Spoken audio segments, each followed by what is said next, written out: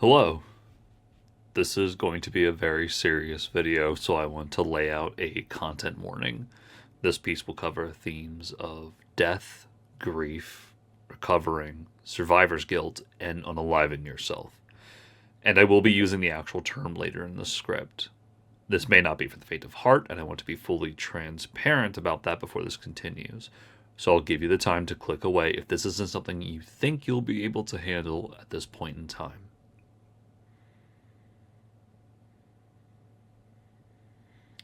So to start, so you understand where I'm coming from when discussing these topics, 10 years ago, when I was 20, my father put a gun in his mouth and pulled the trigger.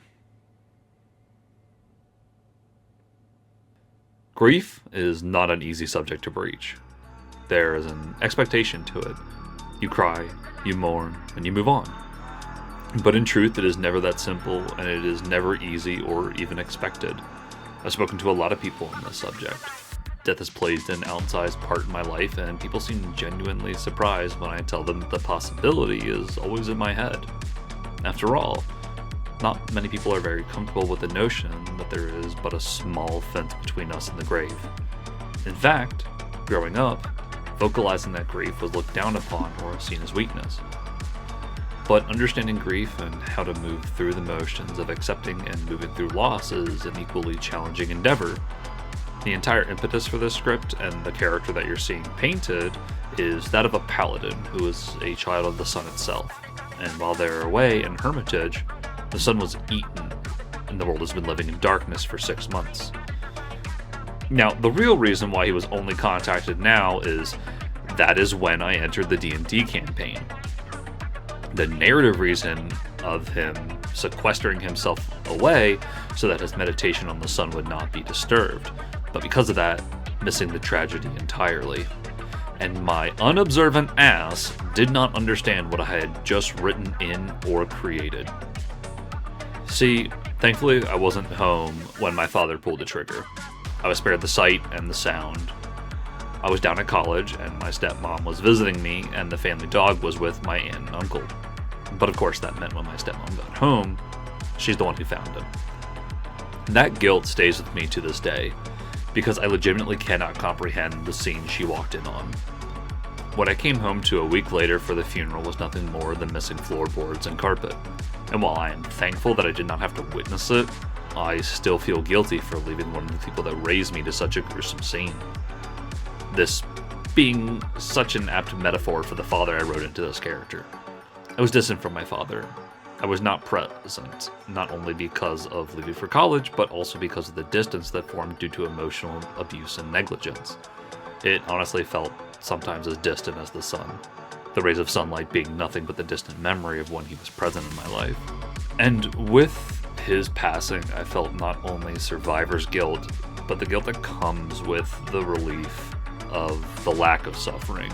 So he had a multitude of addictions, and the further he used those as a crutch, the more he sequestered himself to drown his sorrows. And we all knew that it was only a matter of time before his body would fail him from those addictions. But instead of waiting for that to happen, he took matters into his own hands.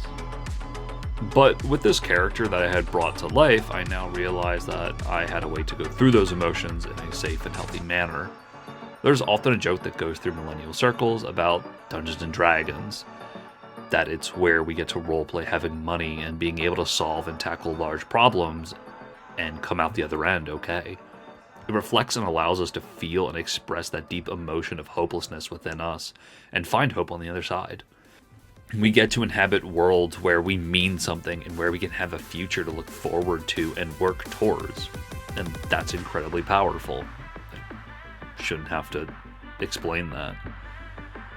Tabletop role-playing games, or TTRPGs, are in fact a form of expressive improv theater that lets us explore facets of our personality that we may not get to bring up often in our personal lives. In part, they let us mourn and grieve safely. And being able to just react in a free-form way allows that what you've been holding back to come loose.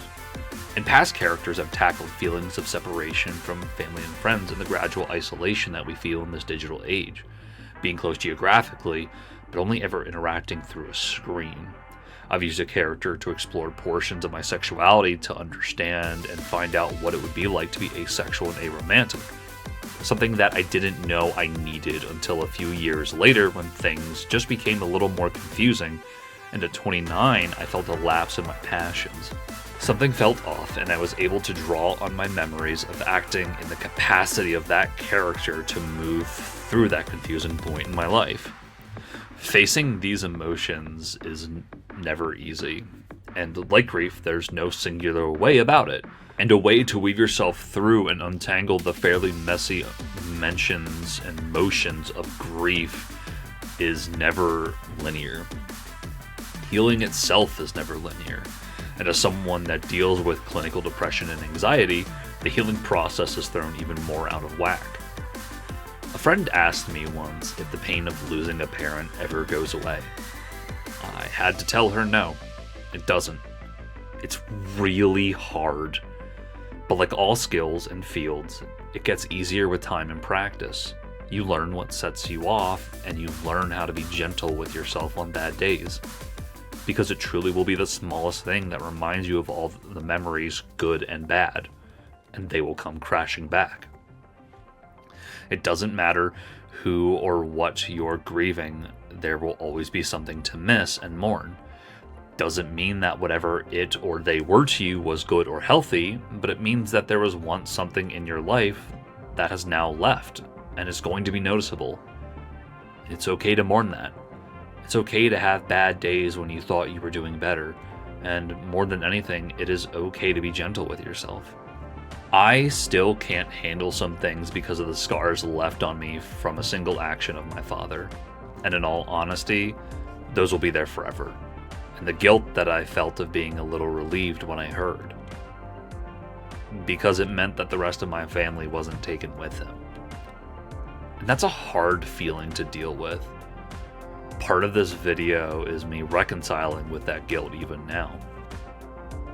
I truly believe that if my father had a healthier relationship with his grief and his emotions and sought out mental care, something that wasn't widely available in the early 90s and mid-2000s or in the early 70s when he was a child, he would not have had near the amount of addiction issues that he had. The truth is, society failed him. I did not, but in a way I still feel like I do. I still feel like I did fail him. And this character, this story, it's a way of me being able to feel like that I can still reach out and save him. It's a way to explore that what if, and a way to let me process and grieve these emotions even more. And that's okay. Thanks for joining me on this adventure of the soul. Normally I'd plug my Patreon here because I'm a broke artist and fuck, I just want to buy a coffee and paint. But I'm not going to do that today. If you want to support me, you can look at my other videos or channel information, but for now I just want to focus on you. Therapy probably saved my life, so in this video's description I'm going to include a link to a website called Psychology Today, a website that I have used to find a therapist within my area along with their specialties and contact information. There's not going to be a companion video to this of just music, because I believe this voiceover, this context is too central to the subject matter and emotional core of the story and piece to not include it.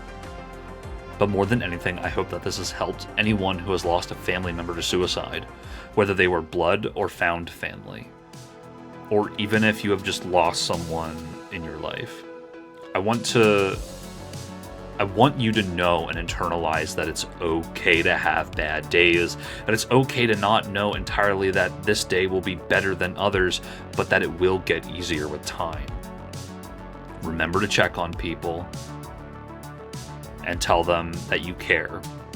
It does more for most people than they realize. I'll look back on this in a few years and realize that I've grown more when I wrote this. I'm always growing and healing and learning, and I hope you are too. Thank you for your time, and take care, and I hope that you liked my art.